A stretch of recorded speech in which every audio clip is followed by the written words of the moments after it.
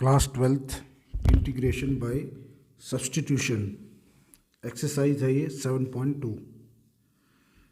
अगर हम पहला क्वेश्चन देखें तो इसमें आता है इंटीग्रेट, और जो क्वेश्चन 2x अपॉन ये है 1 plus x square D x. तो इसमें हम क्या करते हैं कि लेट कर लेते हैं, क्योंकि ये सब्स्टिट्यूशन है। तो 1 प्लस एक्स स्क्वायर को अगर t मान लें तो 1 प्लस एक्स स्क्वायर का जो डेरिवेटिव होता है वो होता है 2x dx। 2x x square का 2x हो गया, तो इससे हम ये कर सकते हैं 2x dx हो जाएगा dt। जैसे एक्स स्क्वायर का होता है 2x और इधर राइट में है t, तो t का derivative with respect to x करेंगे तो dt बाई dx। तो ये dx यहाँ चला गया, तो ये हो जाएगा 2x dx is equal to dt। इसीलिए यहाँ पर 2x dx is equal to dt लिखा हुआ है।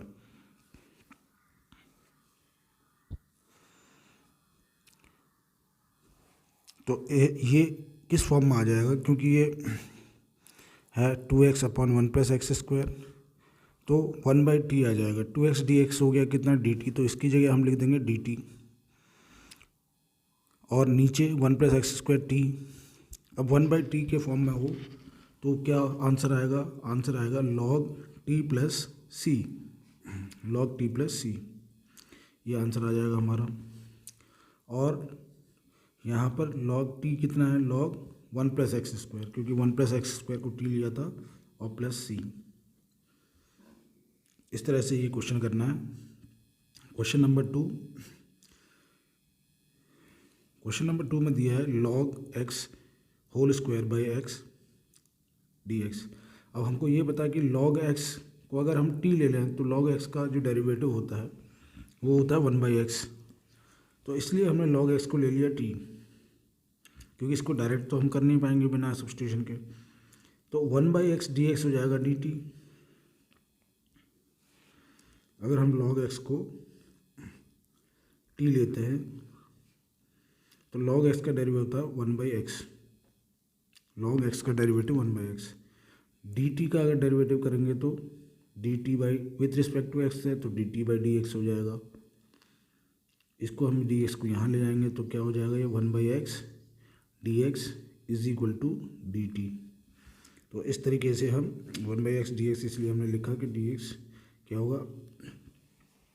dt के बराबर होगा। अब इसको हम किस तरह से लिख सकते हैं? ये है टी स्क्वायर डी टी। अब टी स्क्वायर का अगर हम इंटीग्रेट करेंगे, टी स्क्वायर का क्या हो जाएगा? क्योंकि हमारे पास फॉर्मूला है, फॉर्मूला क्या कहता है कि अगर टी एन है तो इसका जो इंटीग्रेशन होगा वो हो जाएगा टी ऑफ n+1, और नीचे भी n+1,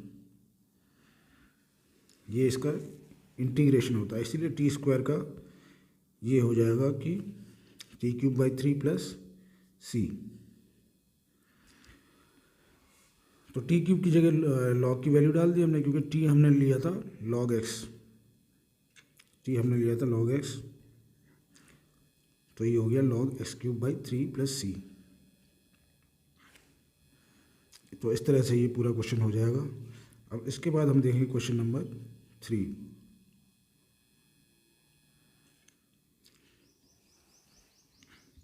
इसमें 1 और x plus x log x, x plus x log x. अगर हम इसमें से x बाहर निकाल लें तो ये किस तरह से हो जाएगा? ये होगा 1/x 1 plus x log x, ये इस प्रकार हो जाएगा। x बाहर निकालिए तो 1 प्लस लॉग एक्स और 1/x। अब इसमें से अगर हम 1/log x को t ले लें तो log x का डेरिवेटिव होता है, अगर हम देखेंगे कि log x का जो डेरिवेटिव होता है वो होता है dt। तो यहाँ देख लेते हैं, अगर 1 प्लस log x है, इसको t मान लिया हमने, तो log x को t माना है तो 1 का डेरिवेटिव तो 0 होगा, log x का डेरिवेटिव होगा 1/x। तो 1/x dx is equal to dt।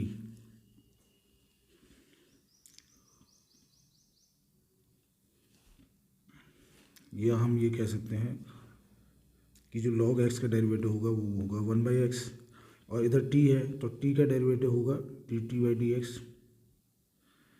तो ऐसे हम लिख सकते हैं 1/x dx is equal to dt, क्योंकि यहाँ पर dx है जिसको हमने सब्स्टिट्यूट करना पड़ेगा। तो इस तरह से हम इसको लिख सकते हैं।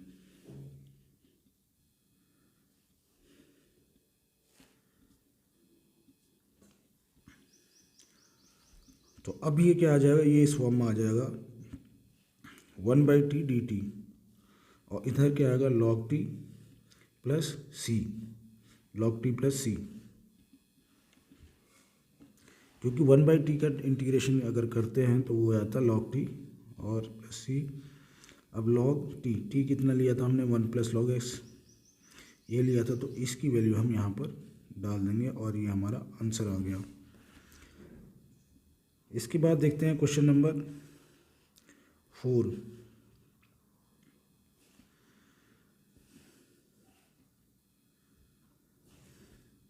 क्वेश्चन नंबर 4 में क्या है, sine x sine cos x, इसको हमने इंटीग्रेट करना है।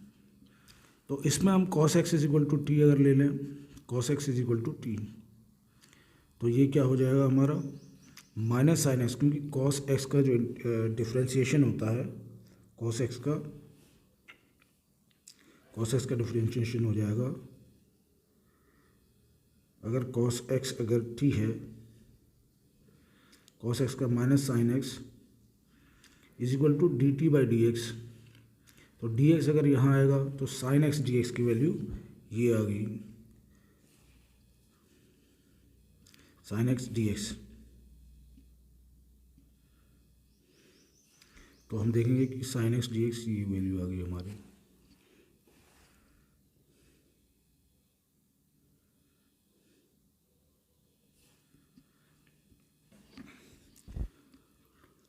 तो ये हो जाएगा हमारा साइन टी dt,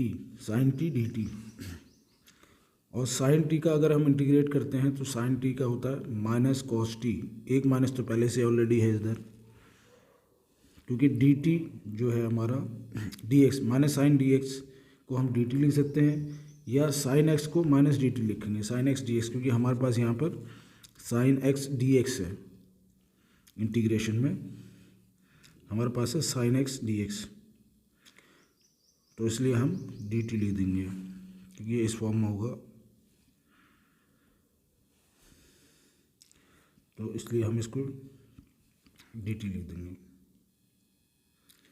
तो यहाँ पर माइनस माइनस प्लस हो जाएगा और वैल्यू आ गई हमारे पास cos t प्लस c, क्योंकि साइन t का इंटीग्रेशन माइनस cos t होता है, और हमारी आंसर जो आ गया cos ऑफ t कितना लिया था हमने cos x, तो ये हमारी वैल्यू आ गई। नेक्स्ट क्वेश्चन नंबर 5, इसमें है sine ax plus b cos ax plus b. इसको भी हम डायरेक्ट नहीं कर पाएंगे, तो हम जो वैल्यू लेते हैं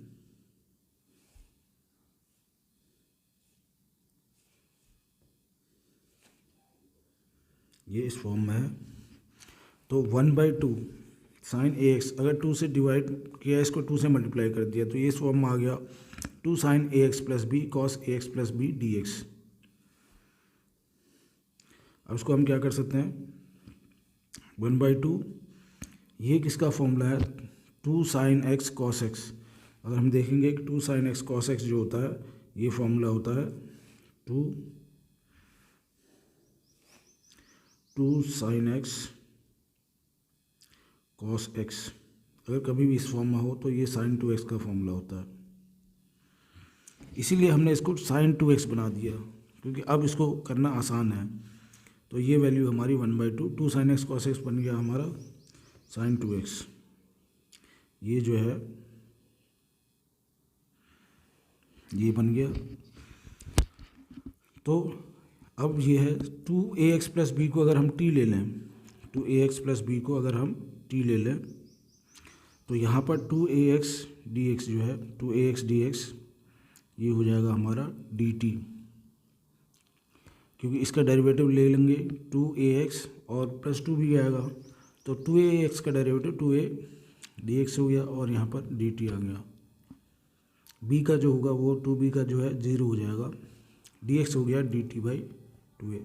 तो यहाँ पर जहाँ पर ये डी एक्स है इसकी जगह हम d t by two a लिखेंगे और बाकी पूरा ये उतर जाएगा। 1/2 two sine two a x plus b ये आ गया upon two a d x.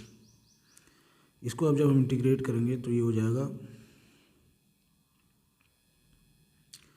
1/2 sine t d t, क्योंकि two a x plus b को हमने टी ले लिया था तो साइन टी डी टी और अपॉन टू ए।